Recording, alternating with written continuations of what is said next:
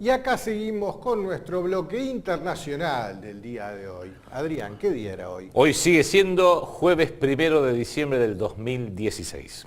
Bueno, la noticia de esta semana que la presente uno de sus protagonistas. Querido pueblo de Cuba, con profundo dolor comparezco para informar a nuestro pueblo, a los amigos de nuestra América y del mundo, que hoy, 25 de noviembre del 2016, a las 10:29 horas de la noche, falleció el comandante en jefe de la Revolución Cubana, Fidel Castro Ruz. En cumplimiento de la voluntad expresa del compañero Fidel, sus restos serán cremados.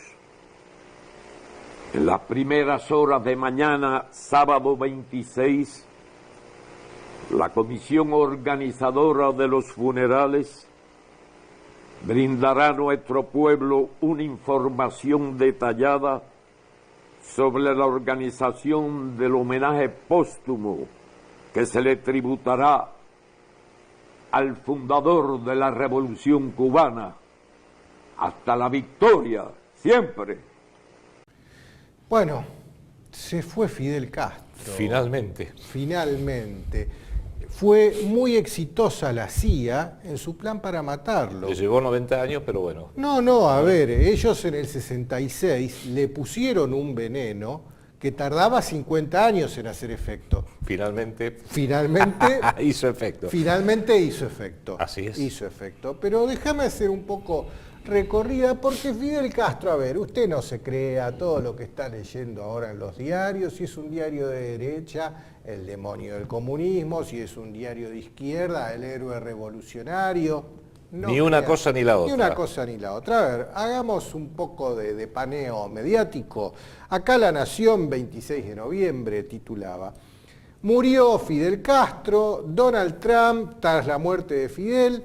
El mundo es testigo del deceso de un dictador brutal que oprimió a su propia gente por casi 6 décadas.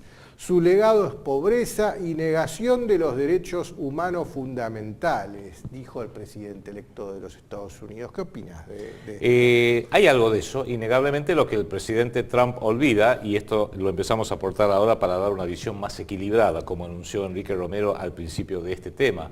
Si fue un presidente realmente brutal en una isla donde la escapatoria era prácticamente imposible, salvo a nado en algún gomón, es real que esa revolución se pudo mantener durante 60 años gracias a que Estados Unidos le hizo la vida imposible y antes usaba a la Cuba de Fulgencio Batista, que fue el que fue depuesto por Fidel Castro, como un burdel de todos los ricachones de Miami, con lo cual en alguna medida había una cierta justificación de defender, aunque más no sea, el honor de Cuba. Y el honor de Cuba, el honor nacional de Cuba, Fidel Castro lo defendió bastante bien. Yo siempre me pregunté con respecto a la Cuba castrista, si la CIA realmente hubieran querido matarlo, en lugar de meterle en 1966 ese veneno que tarda 50 años en matarte, un dron. Lo hubieran por el inodoro, le metían un misil y en 5 minutos se acababa la Cuba de Fidel Castro, se acababa todo. Otro de los cuentos de Cuba que jamás me cerraron es la existencia de Guantánamo. A ver, un Fidel sustentado desde Moscú en la época soviética, hubiera tardado 5 minutos en tirar al agua a todos los yanquis que estaban en Guantánamo. Era parte, el resabio de lo que quedó de la guerra norteamericano-española de 1898. Entonces, y durante la crisis de los misiles, Guantánamo hubiera sido el epicentro y no lo fue. Así es. O sea, hay cosas raras, hay nota discordante que da para analizar quién era realmente Fidel Castro. Y acá Sputnik plantea el 29 de septiembre una nota muy interesante, pónemela en pantalla, ex agente de la CIA especula con que Estados Unidos utilizaba a Fidel Castro contra Rusia, contra la Unión Soviética. La ex ¿no? Unión Soviética, sí. El apoyo para Cuba fue un peso duro para Moscú, por lo que Estados Unidos decidió utilizar a Fidel Castro en la lucha contra la amenaza soviética, afirmó el ex agente de la CIA, Félix Rodríguez. Está claro que Estados Unidos necesitaba mucho más de una Cuba comunista que el propio Fidel necesitaba una Cuba comunista. Por eso esa fue la garantía de su subsistencia a lo largo de tantos años. Claro, un cuco que permitía y justificaba un montón de acciones en política exterior norteamericana a lo largo de esos 60 años. Recordemos que en el mundo de la bipolaridad, Occidente liderado por Estados Unidos de un lado, el comunismo liderado por la ex Unión Soviética del otro lado, había enormes inequidades, pero había un cierto equilibrio, porque siempre estaba la amenaza de la guerra nuclear. Y en ese cierto equilibrio, y bueno, evidentemente para controlar el mundo, la Unión Soviética y todos sus peones, como Fidel Castro, pedaleaban por izquierda, y Estados Unidos y todos sus peones, Pinochet y Videla, por ejemplo, pedaleaban por derecha, pero siempre para beneficio mutuo. En esto Fidel Castro fue un mero peón, como lo fue también Videla, Pinochet y todos los generalesos salidos de la Escuela de las Américas de Panamá que apoyaron la geopolítica norteamericana. Acá hay que preguntarse entonces, ¿quién era el dueño de la bicicleta? Sí, sí. Mira esta nota de Argentina Today que hace una recopilación muy interesante. El título: Muere Fidel Castro, un tirano embaucador, agente de la CIA y amigo de Rockefeller. Citan una entrevista que se le hizo al Tata Joffre acá en el canal TV1, gracias a raíz de su libro Fue Cuba, en donde lo explica muy claro. Vean esta entrevista de TV1. Después te pone una foto, también si la podés ampliar un poco, la foto, que se ve cómo Fidel fue entregando a todos sus compañeros de la Revolución Cubana. Al primero que entregó fue al mismísimo Che Guevara, que el Che Guevara volvió y fue millones de remeras, pero que de héroe no tuvo nada. El Che Guevara era un asesino, héroe nacional argentino ni ahí. El Che Guevara no hizo absolutamente nada por la Argentina, pero nada, nada. El Che Guevara, siendo médico y habiendo hecho el juramento hipocrático de los médicos de salvar vidas, se dedicó a quitar vidas. El Che Guevara era el mismo que apretaba el gatillo para fusilar gente en la Revolución Cubana. Ahora, mirá, seguí con la foto. Qué interesante esto que dice Enrique, que es exactamente así, y sin embargo esta imagen idealizada, este ícono en el cual se transformó el Che Guevara con su barba, su boina con la estrella de 5 puntos comunista, no viene manejada desde la ex Unión Soviética a lo largo de 40 años. Occidente es el que lo transformó en un ícono, prácticamente en un ícono de nacional. consumo. Un ícono de consumo. Sí, capitalista. Y eso no salió de Moscú, eso salió de París, de Washington, de Londres. Claro, pero mira acá la foto es muy clara. Bueno, el Che Guevara que fue entregado al enemigo. Dórticos fue suicidado, ¿no? ¿Quién más? Camilo, desaparecido. Morgan fusilado, Sorín fusilado, o sea, todos sus compañeros de la Revolución Cubana, los que lo acompañaron en Sierra Maestra, uno a uno fueron saliendo del escenario. Y el único que quedó fue Fidel. Recuerdo que Dorticós estuvo en la asunción de Héctor Cámpora en mayo de 1973. Sí. Acá en los balcones de la Casa de Gobierno de la Casa. Pero más contundente es esta otra foto, la que sigue abajo, ampliala todo lo que se pueda, en la que se lo ve claramente a Fidel con Rockefeller.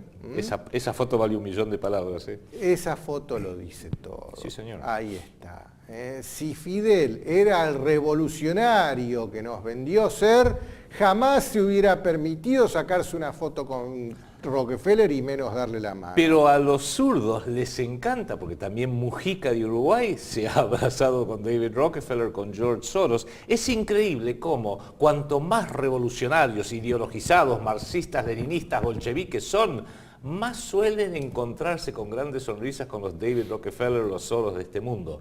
Es para pensarlo lo que dijo mi colega Enrique Romero al principio. Pareciera que durante todo ese mundo bipolar, y aún hoy, por encima del capitalismo, por encima del marxismo-leninismo, había un único Estado Mayor dirigiendo los hilitos. Claro, y la necesidad de la geopolítica estadounidense de tener la amenaza comunista a 200 millas al sur, no 200 millas, 200 kilómetros, Sí, 90 millas. 90 millas al sur. De Cabo Oeste, de Key claro, West. de Key West.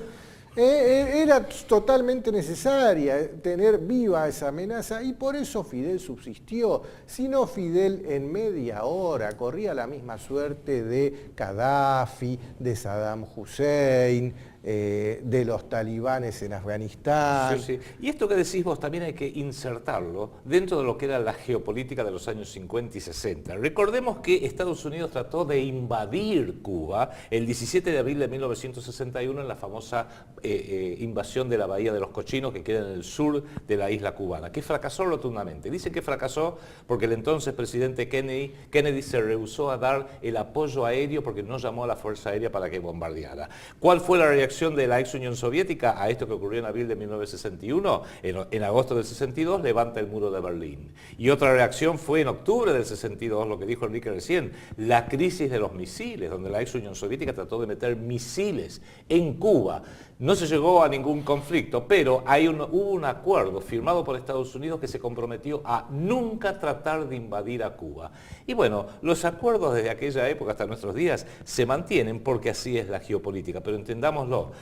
Ese pedaleo por izquierda que hizo Cuba de exportar la guerrilla terrorista a toda Sudamérica, a Uruguay, a Paraguay, a Bolivia, a Perú, a Chile, a la República Argentina, al Brasil, ese apoyo que por ejemplo en la Argentina le dio a Montoneros, al ERP, a las Fuerzas Armadas Peronistas, a la FAP, todo ese apoyo, capacitación, entrenamiento a los guerrilleros es lo que dio, servido en bandeja, la excusa para que el general Pinochet, apoyado por el Departamento de Estado, hiciera el golpe del 11 de septiembre de 1973, para que Videla, Macera y Agosto hicieran el golpe en la República Argentina del 24 de marzo de 1976, porque los gobiernos cívico-militares solo eran justificados si había un peligro guerrillero. ¿Y quién le dio el peligro guerrillero? Y en gran medida Fidel Castro desde Cuba. Claro, el entrenamiento de todos nuestros guerrilleros, los que tomaron la provincia de Tucumán, ¿dónde lo hacían? En La Habana, Cuba. Exactamente. Que yo era chico, me acuerdo que me gustaba escuchar las radios AM, vivía en Estados Unidos y decía, esta es Radio Habana, Cuba, transmitiendo desde La Habana, territorio libre de América. ¡Wow! ¡Qué bárbaro! Wow. ¡Qué bárbaro!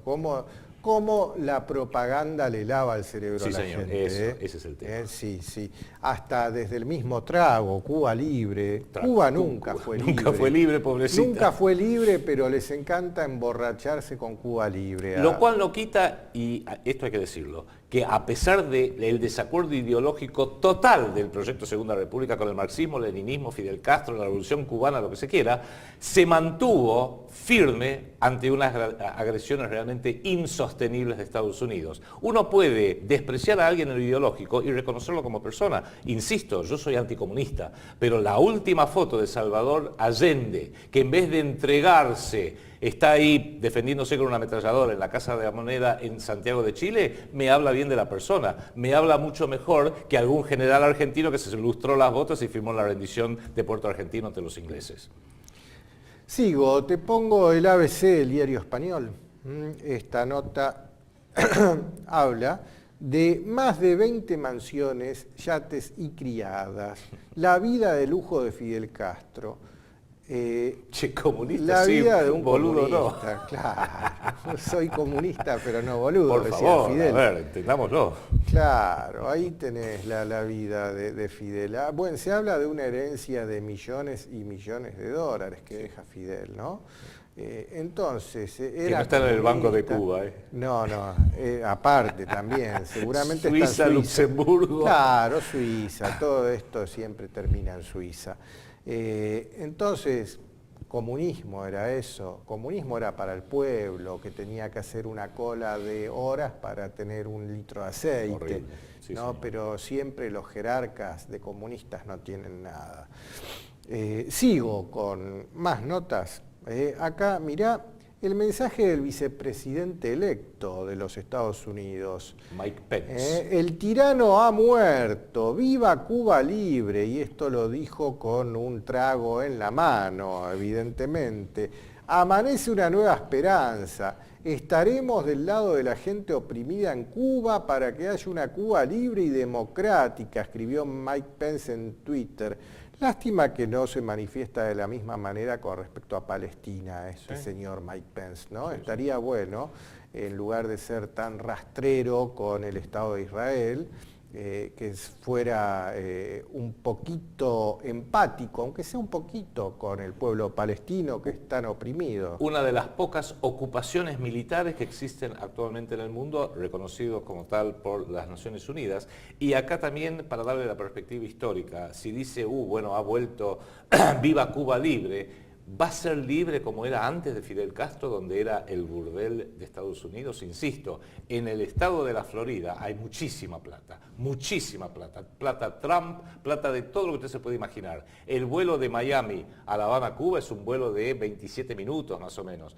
Vuelve otra vez ahora, es lo que está esperando Estados Unidos, que Cuba sea finalmente capitalista, como están trabajando para que así sea, y vuelva a ser el burdel, el lugar de shopping, el lugar de joda, para decirlo así, claramente, de los estadounidenses ricachones. Sí, pero ya no es el mismo contexto de los años 50, en donde la joda pasaba por el Club Tropicana, alcohol por todos lados y mulatas bailando son cubano. Vos también viste El Padrino. Claro, bueno, ya no pasa por ahí. Ahora si Cuba realmente se vuelca a una situación similar a la previa de la Revolución Cubana, Cuba hoy se convertiría en un narcoestado.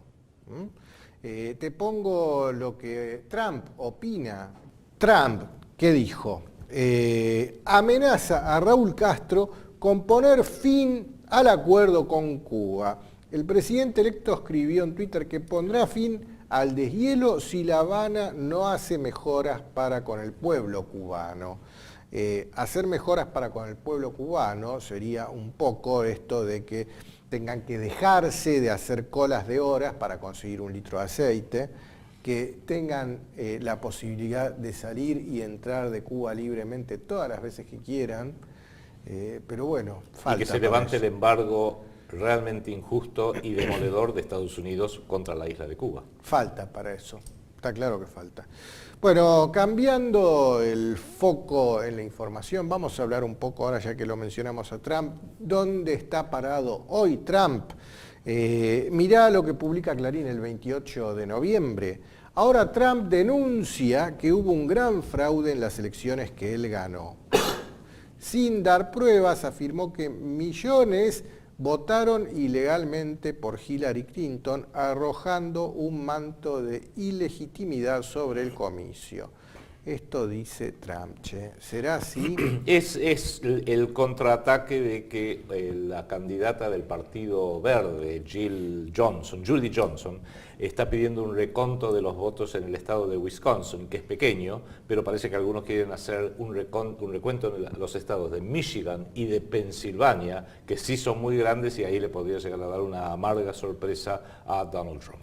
Y si eso sucediera, ¿qué pasaría? Si los electores, que es uno de los temores de todo el entorno Trump, si los electores el 19 de diciembre, cuando se reúnen para ratificar sus votaciones personales, una por una, llegar a haber una cantidad suficiente que dé vuelta su voto, que pasar de haber votado en conjunto por el Estado que representan por Trump, a votar cada uno según su conciencia personal, hasta es posible, no probable, pero hasta es posible que dé vuelta la elección.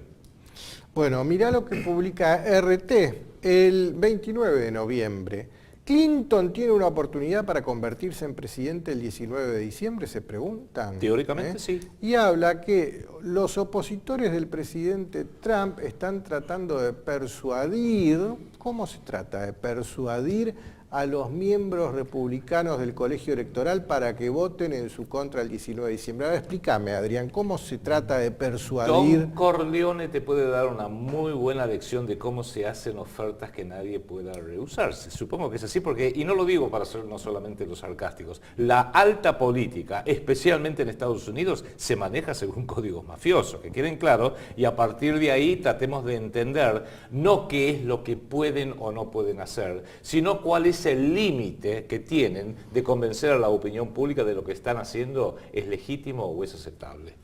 Bueno, mirá a qué punto llega esto. Acá te pongo de vuelta RT, pero esto es del 24 de noviembre. Giro determinante. 6 compromisarios cambian su decisión y se niegan a votar por Trump. Son los famosos electores. 6 electores de Trump ya se dieron vuelta. Claro.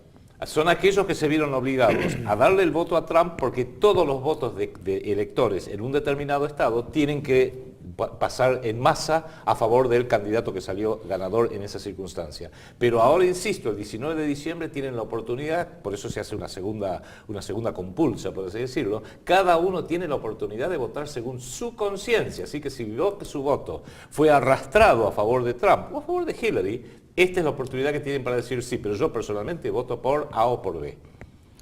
Bueno, pero es legítimo eso, che. Es legal. No, es ya legal. sé, legal está Sí, claro, legal. pero es legítimo. No, obvio que no.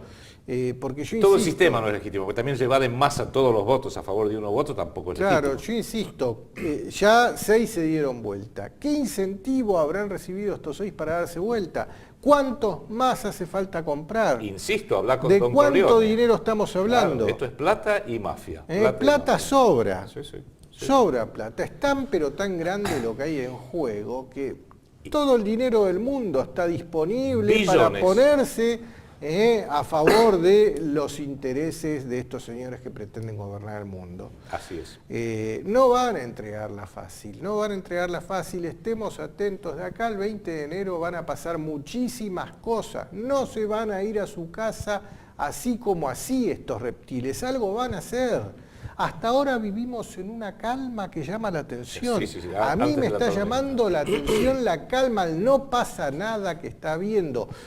En lo político, en lo económico, en lo financiero, los mercados como que no pasó nada. Y esto que decís vos, Enrique, incluso ayuda a entender este gabinete a veces sorprendente que viene nombrando Trump, porque justamente le están ejerciendo una presión tan enorme, diciéndole, flaco, todavía no sos presidente y no sabemos si lo vas a hacer, que le obliga entonces a flexibilizar su postura respecto de quién va a ser su secretario de Estado, jefe de inteligencia, jefe del Departamento del Tesoro y otros cargos clave. Lo que está claro que este sistema al cual llamamos democracia, que pretende imponer su ideología en todo este mundo globalizado, no es otra cosa más que la mejor democracia que el dinero puede comprar. Una plutocracia, Claro. en definitiva. Y nos garantiza o un gobierno de chorros o un gobierno de millonarios. Y es un fenómeno mundial, no Es nos un enojemos con fenómeno Estados mundial. Unidos, porque Trump es recontramillonario, también lo es Clinton, Pero mirá esto. también lo eran los Bush. Mirá, acá te pongo el microlector.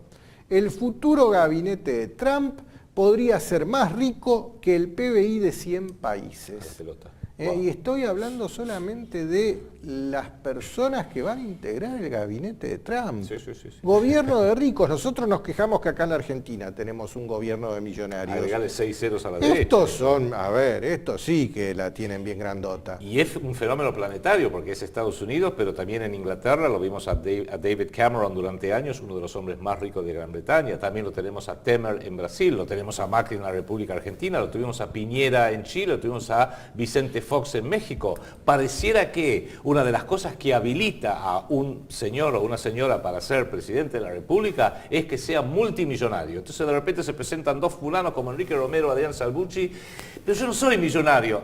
Entonces vaya, siga ganándose el sueldo, pague unos impuestos y no nos moleste, por favor, porque nosotros estamos para las cosas grandes e importantes. ¿Por qué? Porque tenemos mucha plata, porque tenemos...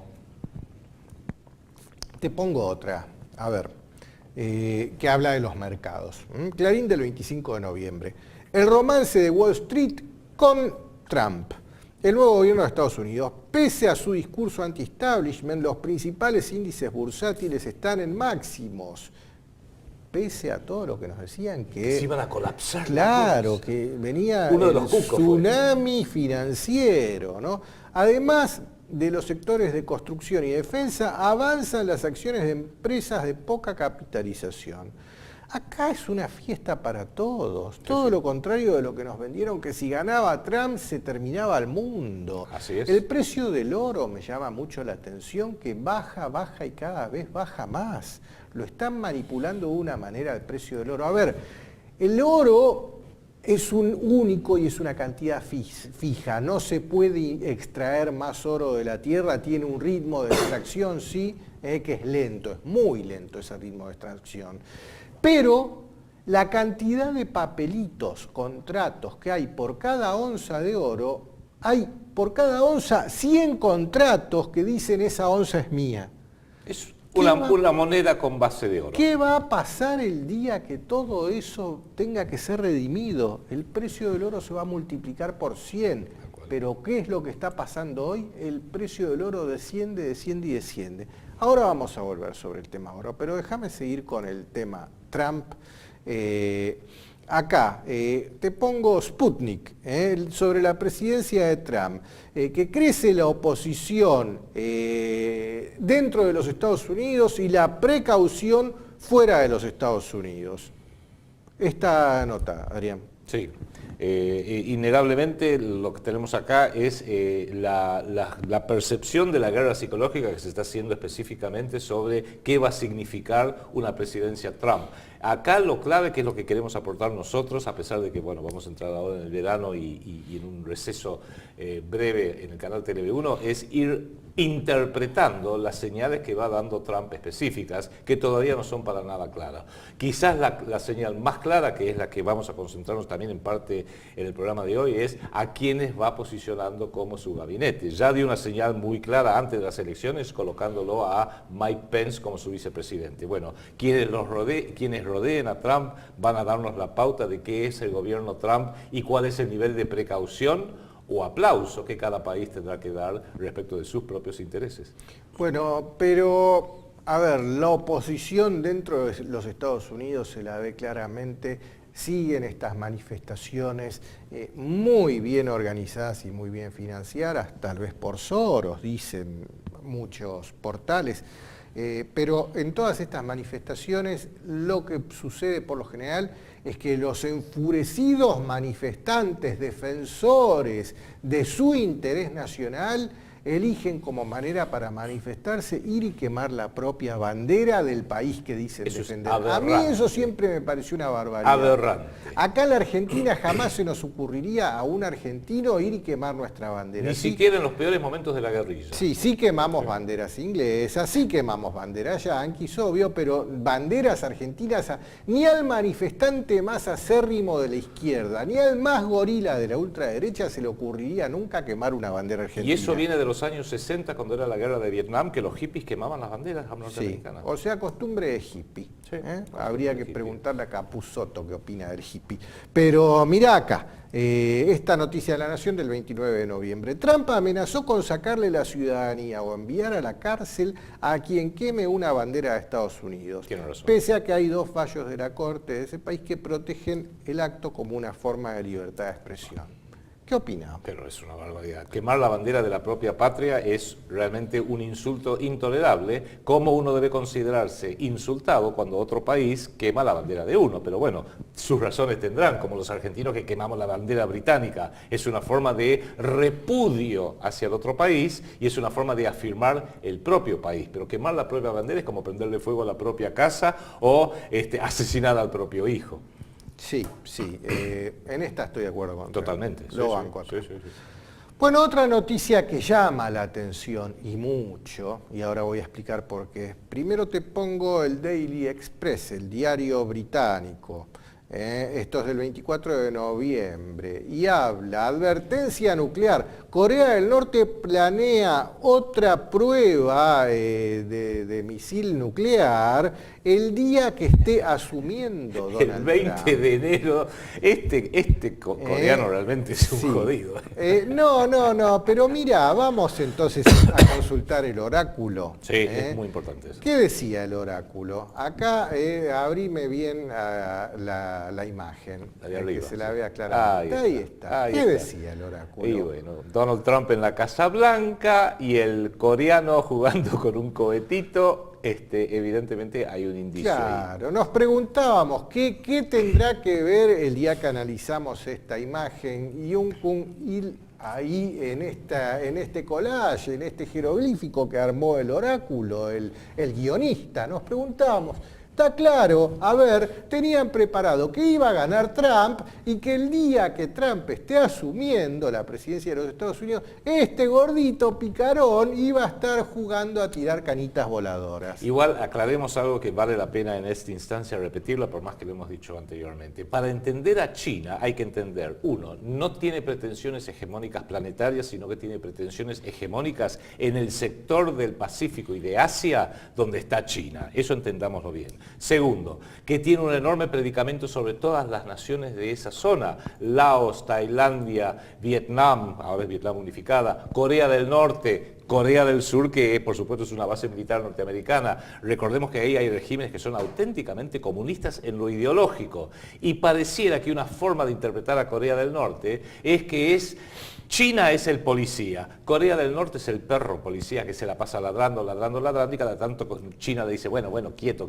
Pero cuando quiere mandar un mensaje duro, escarmentar a alguien, Corea del Norte suele ser el vocero. Por eso, cuando este señor Kim, no sé cuánto se llama, Kim Jong-il. bueno, Kim Jong-un le dice a Estados Unidos, te voy a tirar una bomba atómica en la cabeza de Obama, uno diría, pero ¿cómo Estados Unidos no reacciona? Estados Unidos mira y dice, bueno, déjalo, porque saben que no pueden reaccionar, porque justamente no es la voz de Corea del Norte, es la voz de China.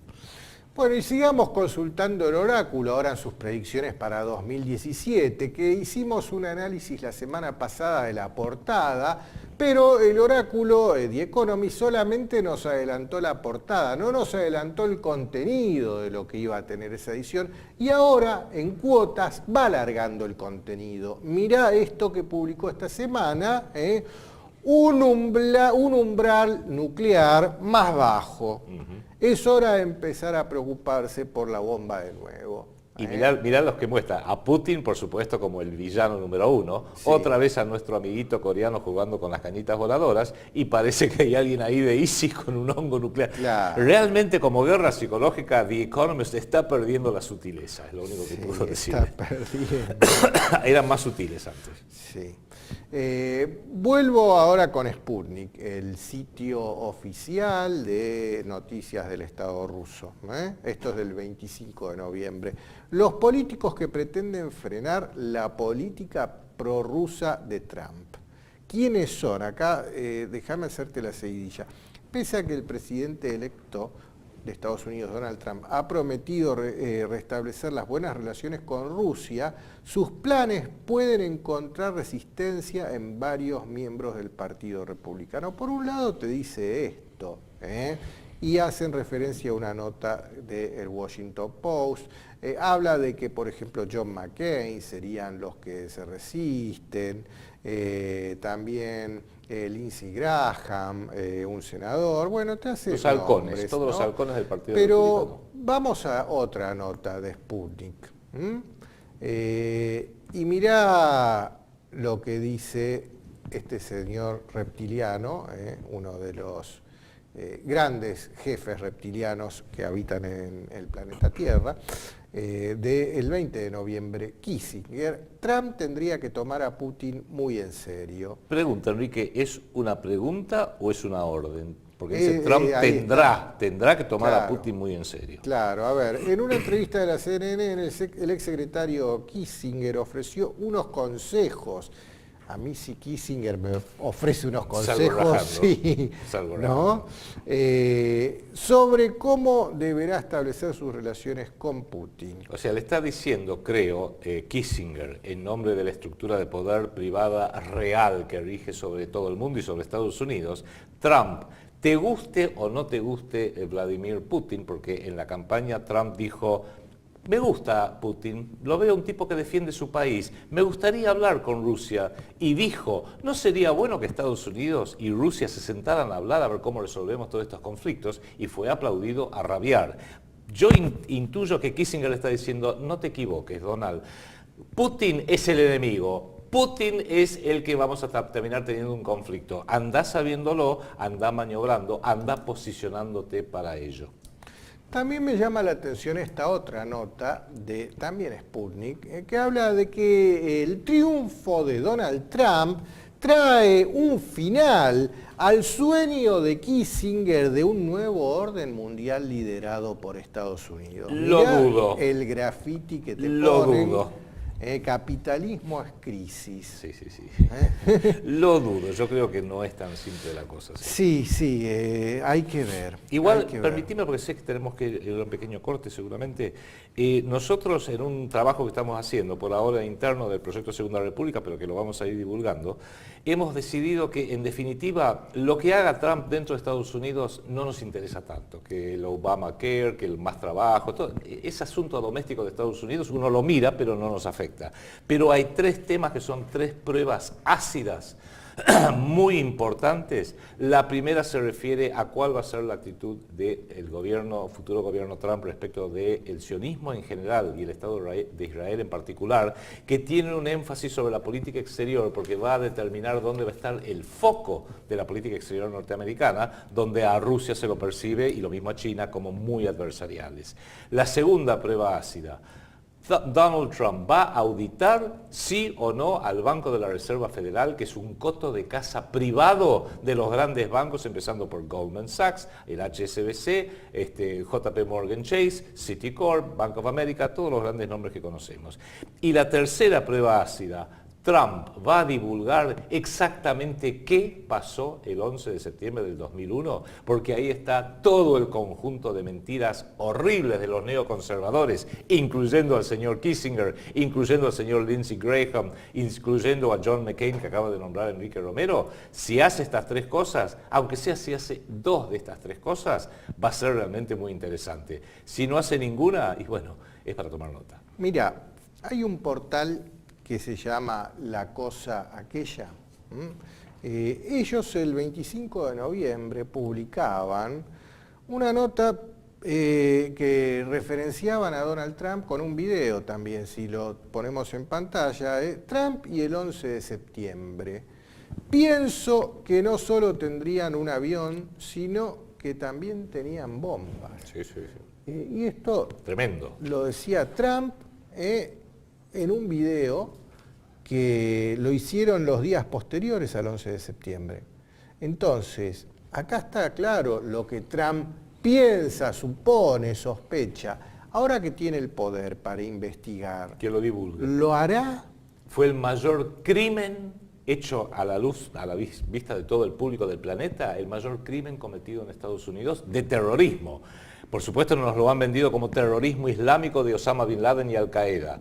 Fue terrorismo, pero había que determinar si fue terrorismo que incluyó a Arabia Saudita, como ya hay enormes sospechas, tal es así que hay juicios que están haciendo los familiares de muchos muertos el 11 de septiembre en contra del régimen de Arabia Saudita, si hubo una colusión interna de los neoconservadores y otros grupos, e incluso si hubo algún tipo de participación del Estado de Israel, que fue el principal beneficiado del 11 de septiembre. Porque, pensémoslo, cada vez que hay un ataque terrorista hay que preguntarse ¿a quién beneficia?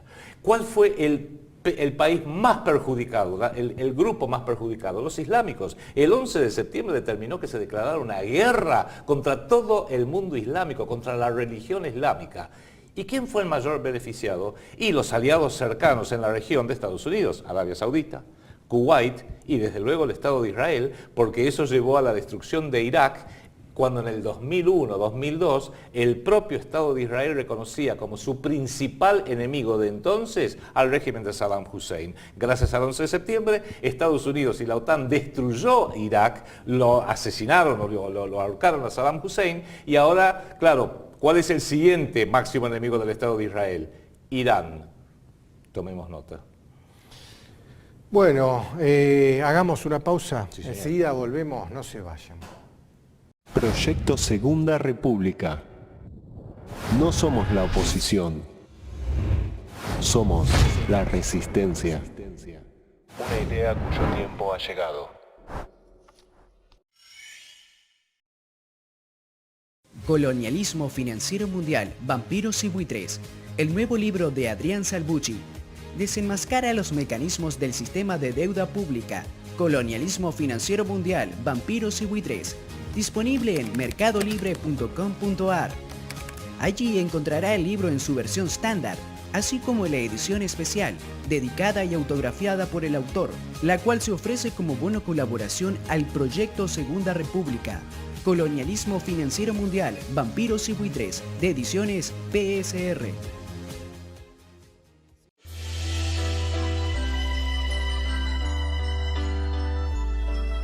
Presentamos el proyecto Segunda República, un movimiento ideológico para pensar el país, que nació por el 2001, a partir de la voluntad de un grupo de personas que, al igual que muchos otros, creyeron que ya era hora de un cambio de paradigmas en la forma de administrar nuestra nación. Los que adherimos a esta iniciativa componemos una comunidad de argentinos que comparten el deseo de terminar con las malas prácticas del gobierno que nos mantienen sometidos y en constante desventaja ante el resto del mundo. El proyecto se construye sobre 5 pilares: restaurar el Estado soberano como institución fundamental al servicio de los intereses del pueblo de la nación, recuperar la moneda soberana, impresa por un Estado soberano y al servicio de la economía real del trabajo y la producción. Rechazo del concepto de deuda financiera. Tenemos que saber cuánto debemos, a quién y por qué. Las deudas legítimas las vamos a abordar, las dudosas las vamos a investigar y las ilegítimas las vamos a repudiar. Liberación de las instituciones republicanas de su dependencia del dinero, para que cualquier ciudadano competente tenga voz y voto en todos los niveles de la administración del Estado. Recuperar los valores éticos y morales, porque la política debe estar subordinada a los valores culturales y éticos propios de la nación argentina. Proyecto Segunda República, una idea cuyo tiempo ha llegado. Conoce más de esta propuesta en www.proyectosegundarepublica.com. Busca en Facebook la página oficial del PSR, los videos semanales en el canal de YouTube del canal TLB1 y las páginas regionales del PSR para contactarte con personas de tu provincia.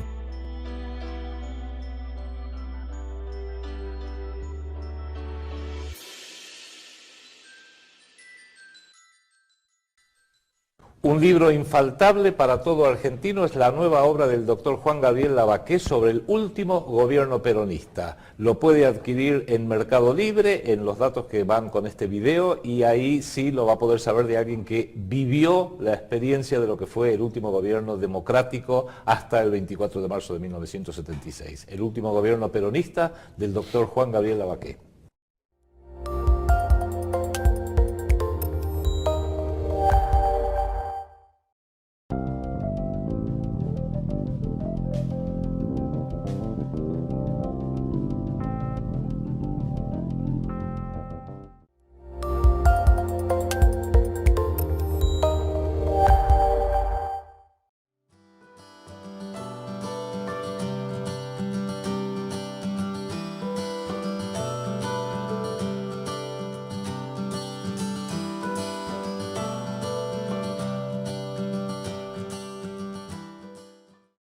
¿Querés ayudarnos a seguir creciendo? Seguinos en todas nuestras redes en internet. Facebook.com/Proyecto Segunda República, Twitter.com/PSR-Argentina. En YouTube seguinos en 6 canales: Canal TLB1, el canal de Adrián Salvucci, el canal de QQ, Videos PSR, Revisionismo PSR y Defendamos la Patagonia. Proyecto Segunda República, una idea cuyo tiempo ha llegado. Proyecto Segunda República. No somos la oposición. Somos la resistencia. Una idea cuyo tiempo ha llegado. Acá seguimos con la segunda parte de nuestro bloque internacional del día de hoy. Bueno, Adrián, una noticia que, viniendo de Hispan TV, obviamente va a poner a Irán como protagonista, pero me llama la atención. Acá te pongo, Hispan TV, la fecha es del 24 de noviembre. Rusia, China e Irán serán un triángulo de oro contra Occidente. La ilustración ya a mí me pone los pelos de punta. Sí, a ver, triangulitos, ¿no? A mí, piramidal. si encima le meten un ojo adentro, que acá se lo metieron afuera, los circulitos esos, pero bueno, eso ya no me gusta. Hay un Rothschild ahí. Pero el desarrollo de las cooperaciones entre Moscú, Pekín y Teherán los convertirá en un triángulo de oro contra Occidente, alertó un diario europeo. El diario europeo es Contra Magazine, un diario alemán.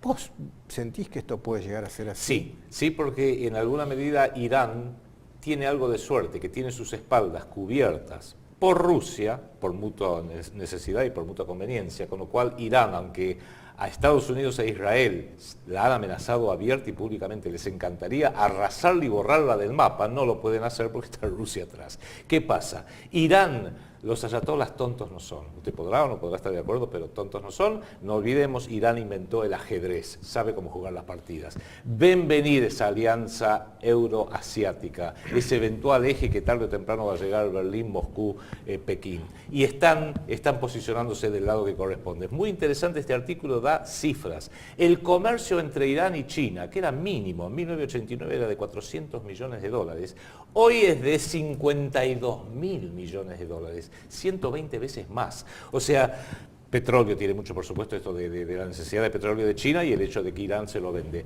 Comercian en moneda que no es el dólar, lo hacen casi como un intercambio directo, bilateral entre Teherán, entre Irán y China. Se habla de un triángulo de oro en el corazón de Eurasia. Esto es geopolítica puro, lo están entendiendo. El mensaje es, ya Teherán se está preparando para esa nueva centro mundial de poder que es euroasiático, con un fuerte componente en el Pacífico por parte de China. Por eso han entendido que esta futura alianza, esta futura realidad geopolítica es política y pública. Por eso el TPP, al cual la Argentina ha querido adscribirse, por más que no somos un país del Pacífico, nos hemos adscrito a través del presidente Macri, es un acuerdo de privatización del poder y empresario. Los iraníes se dieron cuenta y dijeron no, los hombres de negocios nunca entienden nada de política, si lo sabremos nosotros con el presidente Macri, y nunca entienden nada en definitiva de la geopolítica que más les conviene. Se están ya posicionando a lo que probablemente va a ser el mundo de dentro de 10, 15 años. Otro que está empezando a irrumpir con fuerza, o pretendiendo irrumpir con fuerza en el tablero geopolítico mundial, es Duterte. El filipino. El filipino. Es boca sucia, pero no importa.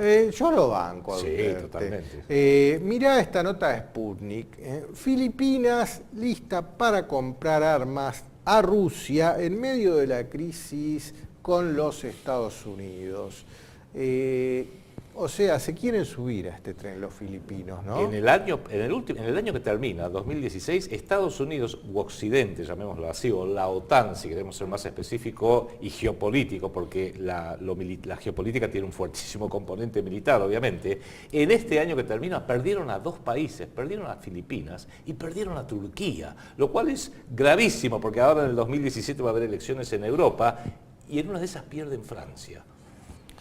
Y ahora te pongo una nota que me gustó mucho y que hace que prendamos nosotros los nacionalistas algunas luces rojas de alerta en nuestro tablero. La nota salió publicada en el portal Cateón de nuestro amigo de la casa del canal TV1, Alexander Dugin. Vean la entrevista que se le hizo en TV1 a Alexander Dugin. Y él alerta en esta nota de las trampas y callejones sin salida del nuevo nacionalismo. En la nota, que es extensa, hace una advertencia de que tal vez este fomento o este surgimiento de los nacionalismos, especialmente en Europa, puede llegar a ser una trampa para ir aceleradamente hacia la instauración de ese nuevo orden mundial. ¿En qué sentido? Que a partir de ahora empiecen a alimentar nacionalismos europeos de extrema, y que en Europa eso tal vez sea en algún sentido intentar apagar con nafta un fuego. ¿Por qué? Porque en Europa hay muchas divisiones y si se comienzan a alimentar nacionalismos antagónicos, como por ejemplo el francés, el alemán, el inglés, el italiano, el de los países eslavos, estaríamos en un escenario de confrontación a corto plazo muy similar al que hizo detonar la Primera Guerra Mundial y la Segunda Guerra Mundial. Sí. Porque esos nacionalismos, en cierto sentido, pueden llegar a ser antagónicos. Entonces la apuesta de ellos tal vez no será déjenlos correr a esos nacionalismos y que terminen de vuelta en una guerra entre ellos en Europa, para que terminen de desgastarse y ahí sí vamos nosotros con nuestro nuevo orden mundial. Ya lo mencionamos la semana pasada en el bloque internacional cuando mencionamos un artículo, un análisis que hace The Economist, el oráculo sobre los nuevos nacionalismos, donde dicen que está el nacionalismo moderado, puede ser, pero esto es nacionalismo étnico. Y esto que dice Enrique Romero es muy importante para Europa y es muy importante para Sudamérica. Les vamos a decir por qué. Porque en Europa sí, hasta hace apenas una generación y media, 2 generaciones máximo, se mataron literalmente en guerras fratricidas franceses contra alemanes, austríacos contra italianos. Realmente fue una catástrofe. En España en los años 30, una guerra civil que se mataron españoles contra españoles directamente.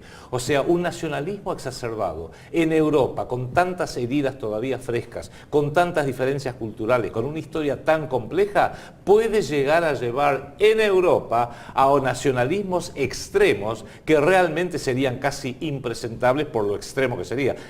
Nacionalismos racistas, por ejemplo, diciendo que hay una raza superior respecto de otra. Lo vemos en Medio Oriente como el nacionalismo racista de Israel le trae todo tipo de problemas no solo a la región, sino a la propia Israel. En Sudamérica la gran ventaja que tenemos es que A, no hemos tenido guerras entre nosotros, B, tenemos cultura, idioma, raíces en común, C, no somos un continente racista por fuerza mayor, porque somos una suerte de amalgama de distintas etnias, razas, tanto europeas que vinieron desde distintas partes de Europa huyendo de la guerra precisamente, como originarias de acá de América, con lo cual probablemente este es el gran desafío para toda Latinoamérica y esta es una de las bases del proyecto Segunda República, dar un ejemplo ante el mundo de un nacionalismo continental iberoamericano absolutamente razonable, racional, centrado en el amor a lo propio y el respeto al otro. Sí, pero ojo al piojo también acá en Sudamérica, porque cuando a nuestros nacionalismos sudamericanos, que son tal cual vos los acabás de describir, muy bien encaminados con puntos en común, cosa que no sea ningún otro continente en el mundo, entre tantos países tener tantas cosas en común, mismo idioma, misma cultura, misma religión, no tenemos divisiones raciales, pero cuando esos nacionalismos son exacerbados por la geopolítica británica, a nosotros en el año 1978 casi nos lleva a la guerra con Chile. Así es. Guerra que fue detenida por Juan Pablo II. Y también por un problema de represas sobre el río Paraná, que ni lo vamos a mencionar. También por aquellos años la Junta Militar, Cívico-Militar de Jorge Videla y el gobierno militar de Brasil también ya estaban acercándose a una situación de guerra por ver cómo manejábamos las aguas del río Paraná. Con lo cual tengamos mucho cuidado que esos nacionalismos exacerbados pueden traer a una verdadera guerra entre pueblos hermanos. Sí, nuestra propuesta es un nacionalismo sano, un nacionalismo que priorice el interés nacional en contraposición a este enemigo que hemos detectado ideológico, esta ideología que se llama globalización, cuyo objetivo es la disolución del Estado Nacional Soberano.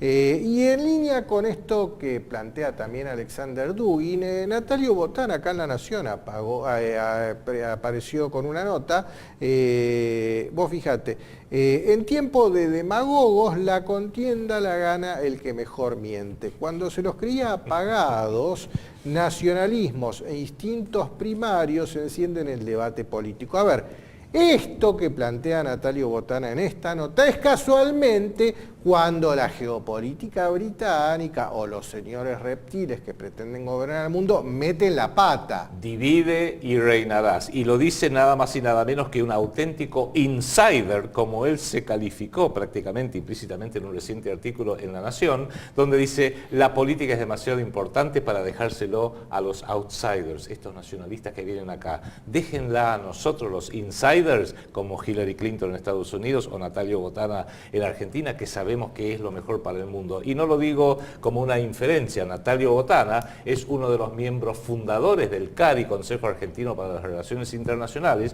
junto con Mariano Grondona, Fernando de la Rúa, Adalberto Rodríguez Giavarini, Roberto Lavagna, Nicanor Costaméndez en su momento, Roberto Aleman, que es la sucursal local del Council on Foreign Relations de Kissinger, Rockefeller, que estuvimos hablando un poquito de Rockefeller, y Brzezinski, entre otros. Mirá esta otra nota Sputnik. Los planes de Hofer, el probable próximo presidente en Austria, Ahora en estos días, sí. para crear una nueva alianza europea que detenga la hegemonía de Berlín y París. Y acá de vuelta esto está en línea entonces con exacerbar los nacionalismos antagónicos que existen en Europa, porque si ya desde Austria sienten que en París y en Berlín los están cagando, es el camino derechito a una nueva guerra en Europa. Hofer es el jefe del Freiheitspartei, el Partido de la Libertad, que defiende el interés nacional de Austria, pero con un componente que acá a veces se nos pasa por alto. El problema de la visión de Austria o de Hungría con Viktor Orbán y de otros países que están en una línea parecida es que perciben que París y Berlín son los que imponen la Unión Europea, son los que imponen las decisiones tomadas en políticas tomadas en Bruselas o las decisiones financieras tomadas en Frankfurt desde el Banco Central Europeo. Son aquellos que dicen: evidentemente la Unión Europea no funciona y hay que ver una forma ordenada, vamos a decirlo con todas las letras, de dejarla sin efecto, de fracturarla. Los ingleses lo hicieron a su manera, dieron el puntapié inicial e hicieron bien. Lo hicieron por razones geopolíticas muy de los británicos, pero por lo menos dieron un ejemplo que creo que más de un país lo va a seguir. Bueno, y el punto clave acá, lo que mantiene a Europa amalgamada, pero con un engrudo muy berreta que se está empezando a disolver al sol, es la moneda europea, el euro. Acá desde Sputnik, el 29 de noviembre, se preguntan si no ha llegado la hora final del euro. Italia y probablemente otros países deben celebrar un referéndum acerca de la salida de la eurozona, declaró el vicepresidente de la Cámara de los Diputados del Parlamento italiano y uno de los líderes del movimiento 5 Estrellas, Luigi Di Maio. Este movimiento es el que encabeza Beppe Grillo, ¿no? Beppe Grillo, exactamente. Y esto muy en línea con lo que les recomendó Joseph Stiglitz, Premio Nobel de Economía. Entonces, ¿será la hora final del euro? Nosotros creemos que sí, pero déjame ponerte un par de notas más que tienen que ver con esto. Inversores que predijeron el Brexit ahora apuestan a la caída del euro. Sí. ¿Quiénes serán estos inversores? Sí, te hablan de empresas, ¿no? Pero quiénes estarán detrás, y yo creo que tal vez esté detrás Soros. Y estamos también viviendo un momento de transición muy importante en los próximos meses en 4 países muy importantes. En primer término, como acaba de decir Enrique Romero, en Austria se definen las elecciones de si va a ascender este señor Hofer del Partido de la Libertad, que es de salirse de la Unión Europea. Esto pasa en la primera mitad de diciembre. En Italia hay un referéndum para concentrar más poder en la presidencia, promovido por Matteo Renzi, cuando evidentemente todos estos temas todavía no estaban en la palestra. Pareciera que el pueblo italiano va a votar en contra de esta propuesta de Matteo Renzi y su partido, y él mismo dijo, si pierdo el referéndum, renuncio, con lo cual habría nuevas elecciones, y ahí la Liga del Norte, de Salvini, parece que tiene buenas, interesantes oportunidades y chances de llegar al poder. Pasamos a 2017, en la primavera, elecciones en Francia, luego elecciones en Alemania. Los próximos 6-8 meses son fundamentales para ver si la Unión Europea la sigue manteniendo como un muerto vivo o si directamente hace lo que tendrían que hacer, en una forma inteligente, empezar cada uno a recuperar su soberanía, aunque sea limitada, para ver si en una de esas pueden armar otra Unión Europea de otra manera que sea viable para todos y no solamente para las corporaciones y los que tienen mucha plata. Ahora déjame ponerte la nota más importante de esta, la noticia más importante de esta semana es esta. Y si usted nos está viendo desde España, preste muchísima atención a lo que le estamos por contar. La nota es del diario La Nación de Argentina del 30 de noviembre. Las monedas sociales copan los barrios de las grandes ciudades españolas. Barcelona prepara el lanzamiento de su propia divisa alternativa. En España ya hay docenas y cada vez se suman más municipios. Y acá te muestran los pesetones, tío. Sí, pesetones. Que en España han inventado el pesetón. Lo han copiado el patacón. Argentino. A ver, esta es la solución a todos los problemas de España. El experimento que hemos hecho acá en la Argentina y se ha llamado patacón, a alguien se le empezó a ocurrir replicarlo en España. Nos ponemos desde Proyecto Segunda República a total disposición de todos los ayuntamientos españoles que quieran llevar adelante este experimento. A ver, a nuestros seguidores les pedimos que hagan llegar peticiones a sus ayuntamientos para que pongan en práctica este experimento que no es otra cosa más que la moneda soberana. Esto es moneda soberana, no lo que tienen en la billetera ahora que se llama euro y que de soberano no tiene nada, porque se dicta en Bruselas lo que se quiere hacer. Y se emite en Frankfurt. Evidentemente, este experimento en moneda soberana, que muy inteligentemente se hace empieza a un plano más reducido, más pequeño. Se habla de Barcelona, se habla de la moneda social, así lo llaman, el Puma en Sevilla, se habla de el Zoquito en Jerez, se habla de también otras ciudades que están pensando en lo mismo. Son monedas obviamente municipales. Esto se retrotrae al experimento de Silvio Gesell a principios de los años del siglo pasado. En Austria, notablemente en la localidad de Wörgl, luego en Alemania llegó a hacerse en 350 municipios y funcionaba muy bien. Esto se remonta a las monedas provinciales que por imperio de las circunstancias la República Argentina se vio obligada a implementar en 16 de nuestras 24 provincias en el año 2000, 2001, 2002, los patacones, los lecor, el quebracho, le daban todos Hemos nombres. hecho un programa entero dedicado a explicando eso. este experimento, le vamos a poner el link de ese programa para que lo vean. Correcto, esto se remonta a los escritos de Arditi en Italia respecto de moneda soberana, de Gottfried Feder, también a principios del siglo pasado en Alemania. Hay toda una experiencia muy importante donde tiene una particularidad, y es que esta moneda es más visible su mecanismo, entonces es más protegible como moneda soberana. Usted hoy le muestran un euro y usted qué sabe, si hay un billete o un trillón de billetes de euro, lo mismo con el dólar. Y leo una parte que es muy interesante, tanto el Zoquito, como de Jerez, como la moneda social, el Puma de Sevilla, utilizan el llamado sistema LETS, L-E-T-S, que en inglés quiere decir Local Exchange Trading System, o sea, sistema local de intercambio comercial, que consiste, esto es muy importante, está todo escrito en he puesto en el libro mío, Colonialismo Financiero Mundial, que consiste en que la suma del dinero de lo que se compra con este dinero y lo que se vende siempre es igual a cero. Usted dirá, ¿y eso para qué sirve? Que si tenemos ese control de flujo de moneda soberana dentro de una determinada economía, en este caso municipal, sabemos entonces que nadie puede ni cobrar intereses, ni ningún banco se puede hacer el pícaro y aplicar el factor multiplicador bancario, que es la causa de buena parte de la inflación de todo el planeta. O sea, los bancos tienen que prestar lo que realmente captan, no inventarlo de la nada, y el que atesora ese dinero no tiene por qué cobrar intereses para que otro labure para él, para que otro trabaje para él. Son conceptos muy fundamentales, los hemos explicado reiteradamente, pero esto que está haciendo España, o al menos estos municipios, Sevilla, Jerez y Barcelona, está encaminado en la dirección correcta. Sigan por ahí, porque entre otras cosas, si esto es necesario ya a nivel de ayuntamientos, es porque nos está dando otro mensaje a ustedes españoles muy importantes. El euro fracasó, y cuando hay un muerto y se queda muerto, enterrémoslo rápido, porque si no al rato empieza a dar mal olor.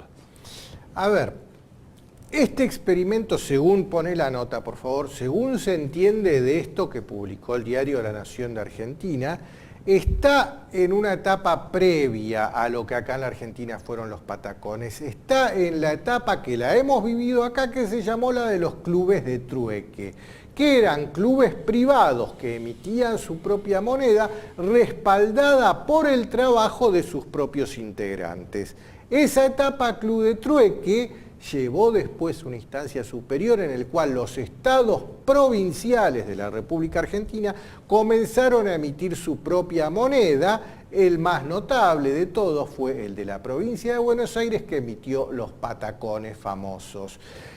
En el tiempo de vida del patacón, después hubieron otras, el Estado Nacional emitió una que se llamó Lecor y varias provincias emitieron sus propias monedas, pero el tiempo de vida del patacón, que fue el más exitoso, por cada peso convertible que circulaba, que en ese momento para la comparación sería el equivalente al euro en España, ¿no?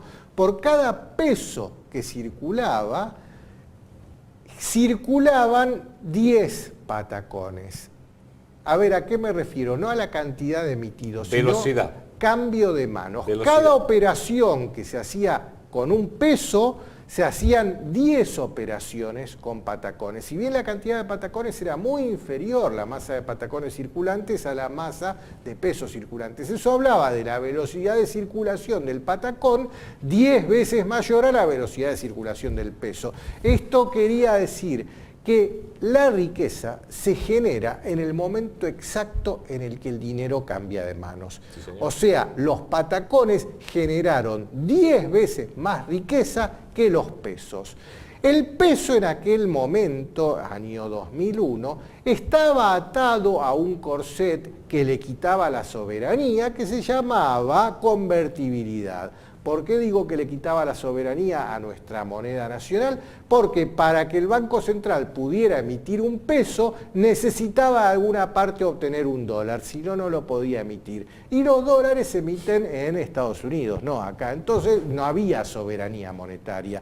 Y el experimento del patacón fue agregar soberanía monetaria a una economía que no la tenía.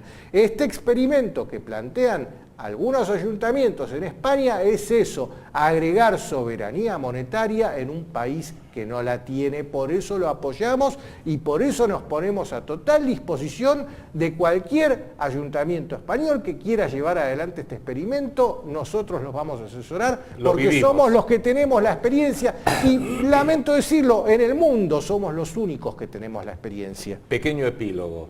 ¿Por qué esta moneda, entre otras cosas, es antiinflacionaria? Porque, como dijo el recién Enrique, como un billete se cambia, tiene una velocidad de circulación muy alta, se cambia de mano en mano, de mano en mano, de mano en mano, no es necesario emitir más pesos. Sin embargo, Si en un momento de crisis hay un aliciente para que la gente no lo circule el dinero, me lo quedo, lo pongo en el banco y lo presto a interés, quiere decir que ese dinero que es retenido obliga al banco, a la autoridad pública, a emitir más billetes. ¿Por qué? Porque desmonetiza la economía. Cuando la gente dice, no, este billete lo voy a hacer circular porque no me sirve para especular, no me sirve para vivir de renta, no me sirve para colocarlo a interés, entonces me lo voy a sacar de encima rápido, la economía funciona, el trabajo funciona y la emisión se mantiene al mínimo. Esto es sentido común y por supuesto todos los popes de la economía van a decir, no, por favor, anatema, ¿cómo va a decir semejante barbaridad? Mire qué bien que le va al mundo, mire qué bien que le va a España, a la Unión Europea, siguiendo las instrucciones, los requerimientos de los popes de la economía.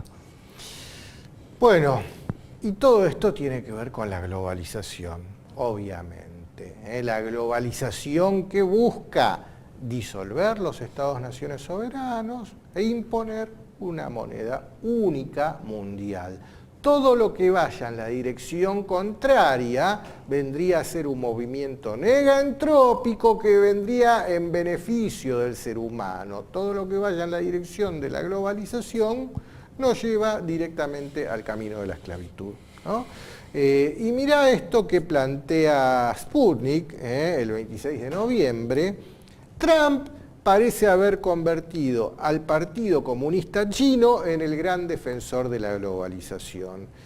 Y tal vez tenga razón Sputnik en esto, porque detrás del Partido Comunista Chino, China y su bandera roja, siempre hablamos de países con banderas rojas, eran países protegidos por los Rothschild, y no será así, che, que a partir de ahora la geopolítica británica va a tener a China como mascarón de proa de este proceso. No me sorprendería, eso explica la dicotomía china, por decirlo de alguna forma. China formalmente es un país comunista, formalmente sigue las lecciones de Carlos Marx, del marxismo-leninismo. Sin embargo, muy inteligentemente, hace ya 30 años, dijo, bueno, vamos a ser marxistas-leninistas en el orden político-social, pero en lo económico y financiero vamos a ser cada vez más capitalistas y hoy son más capitalistas que Gran Bretaña y Estados Unidos juntos. Con lo cual, mientras que por un lado el mensaje es la hoz y el martillo, la bandera roja, China es comunista y por eso tiene tanta predicamento sobre Corea del Norte, sobre Vietnam, sobre Laos, sobre Camboya, que son países también formal y nominalmente comunistas. Sin embargo, en lo económico y lo financiero, que no lo son ya, que eso queda claro, ahí es donde Rothschild se mete y dice, a mí la hoz y el martillo, la bandera no me molesta lo más mínimo porque yo Rothschild no tengo bandera, así que en realidad no me interesa. Pero mientras la economía, lo financiero, la moneda yuan se maneje como una transición hacia una moneda mundial sustentado por el oro y que hagan grandes acuerdos los bancos chinos con los bancos occidentales, con los centros financieros, los centros de mercado, que China diga que es comunista, que haga lo que quiera, y los diarios, o casualidad, publican eso. Mira, poné de vuelta la nota. ¿Qué dice el Copete? Mientras el mundo todavía trata de sacudirse el asombro por el triunfo de Donald Trump, China no ha dejado de moverse y comenzó a profundizar sus lazos con Latinoamérica, que parece que ya no está en el foco de las prioridades de la Casa Blanca, con el magnate ocupando la Casa Blanca. Y acá lo estamos viendo esto, los chinos están de shopping en toda Sudamérica y nuestros gobiernos les abren la puerta. Ya este proceso se inició durante el gobierno de Néstor Kirchner, se profundizó con el gobierno de Cristina, pero el gobierno de Macri está terminando de firmar los contratos. Y aclaremos algo desde el punto de vista del proyecto Segunda República. Nosotros queremos soberanía para que se nos respete, porque respetamos a los demás. De la misma forma que percibimos como nuestro principal adversario a Gran Bretaña y Estados Unidos desde hace 50 años, que nos consideran su patio trasero, también tememos darle demasiado rienda libre a los chinos, porque no van a hacer cosas que salgamos de Guatemala y nos metamos en Guatepeor.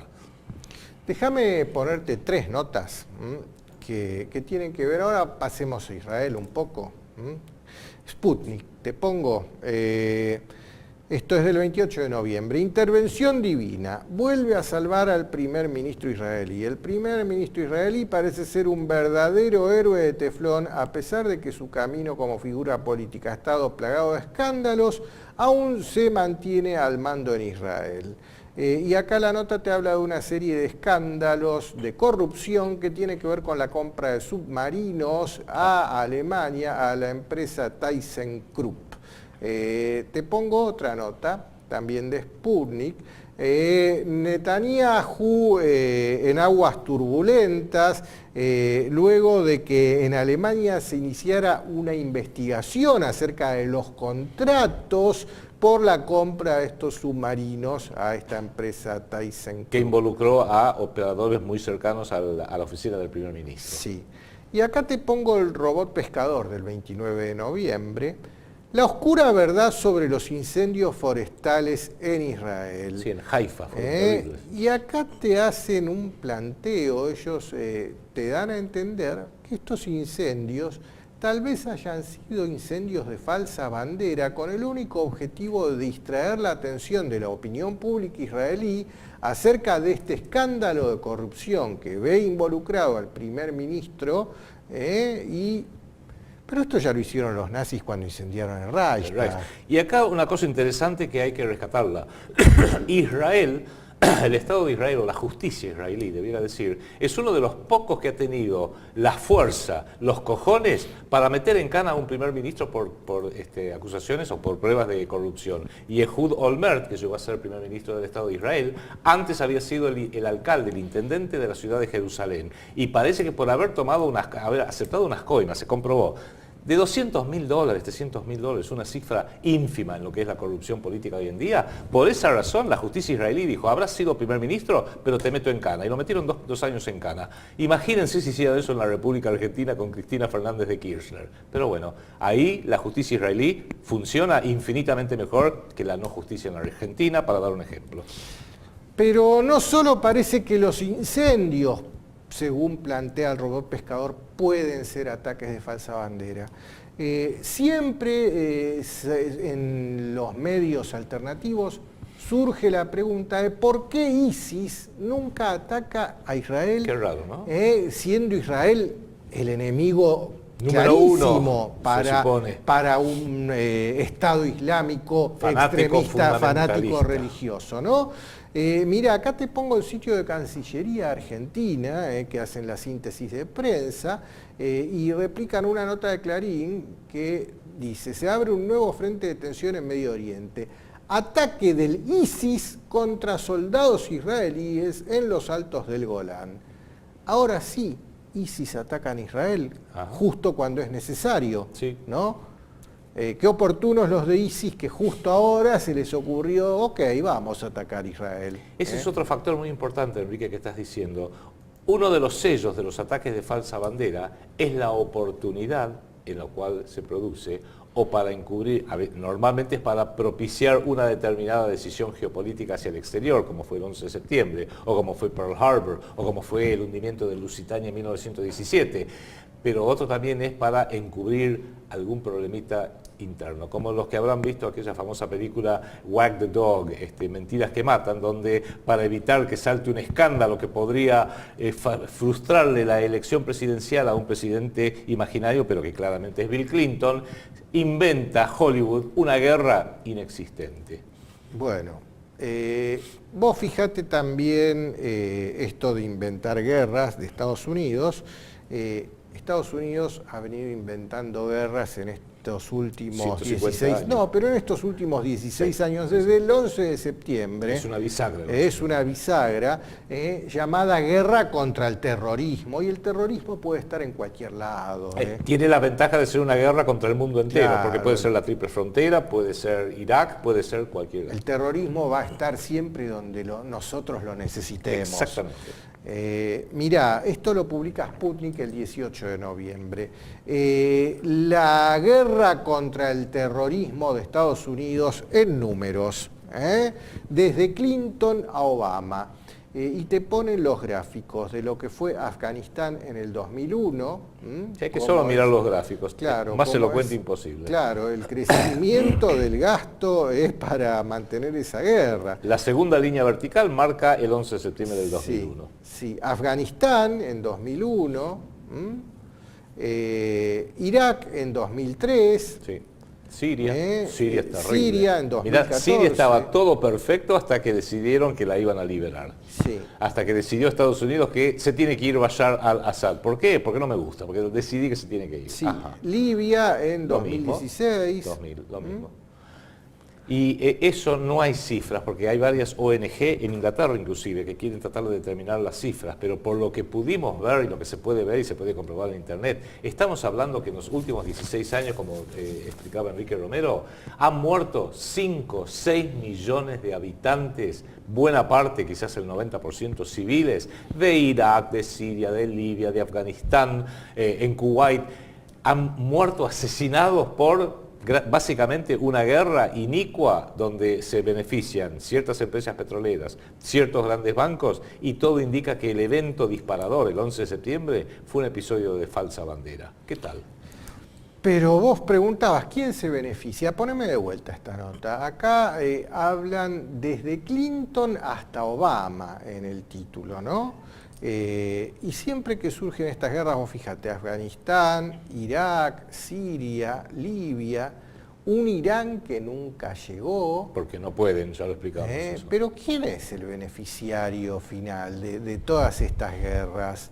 Ya lo decían estos dos catedráticos de Chicago. Stephen Walt y John Mearsheimer. Sí, ¿qué era lo que decían? Básicamente ellos hacen un análisis del IPAC, que es este centro de Comité de Asuntos Públicos norteamericano-israelí, que es el mayor lobby extranjero que opera dentro de los Estados Unidos, y en un libro muy amplio, estos dos señores son catedráticos de Harvard y de la Universidad de Chicago, ambos miembros del CFR, del Consejo de Relaciones Exteriores, muy respetados, de gran prestigio, demuestran que tienen una capacidad, el IPAC como coordinador político, de movilizar tanto dinero de los megabancos, los Goldman Sachs, Warburg y Rothschild de este mundo, los grandes medios que están en manos de intereses muy favorables al sionismo y al Estado de Israel, la influencia política, la influencia diplomática, que prácticamente lo sintetizan así, logran que el gobierno norteamericano en su política exterior hacia Medio Oriente y otras partes del mundo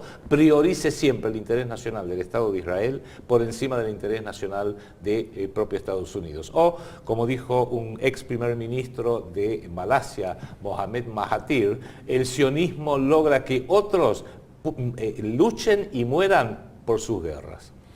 Entonces, ¿será que frente a esta situación de recambio presidencial necesitarán garantizarse que esto va a seguir siendo así? Y ¿Habrá algo de esto? De esto hablamos algo ayer respecto de este alineamiento casi automático hacia el Estado de Israel, que uno no lo ve respecto de la dirigencia norteamericana, respecto de Gran Bretaña, que al fin y al cabo Gran Bretaña es su principal aliado estratégico desde hace 100 años, más de 100 años. O no lo hacen hacia Canadá, donde Canadá al fin y al cabo le protege la frontera norte. O incluso hacia México, porque con México hay muchos intereses en común, a ver cómo resolvemos nuestros problemas, y debiera estar bien en el centro del trabajo conjunto, México, Canadá, Gran Bretaña, pero no, eligen un estado muy lejano que se llama el Estado de Israel.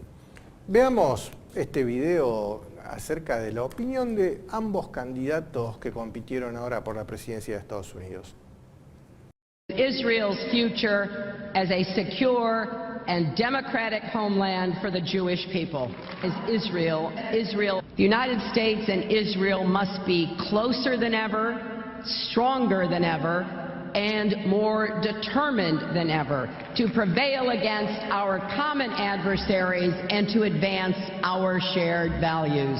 When Israel and Israelis, the U.S.-Israel alliance, Israel's and Israel, to Israel's that the United States and Israel stand together. One of the first things I'll do in office is invite the Israeli Prime Minister to visit the White House. To Israel, from Israel and Israeli, when anti-Semitism, Israel is Israeli. Anti-Semitism, defending Israel's legitimacy and to Israel's future. For the security of Israel, Israel. Well, my friends, Israel's security is non-negotiable. If the world knows nothing else, let it know this. America stands with Israel. I speak to you today as a lifelong supporter and true friend of Israel. Israel, for Israel, to Israel, Israel, Israel. But I didn't come here tonight to pander to you about Israel. The only democracy in the Middle East, the State of Israel. Thank you. Thank you. Israel, Israel. Thank you. It's Israel to Israel. To Israel. Between Israel's Israel. For Israel. Toward Palestinian terrorism. Israel. To Israel, Israel, Israel, Israel. When I become president, the days of treating Israel like a second-class citizen will end on day one.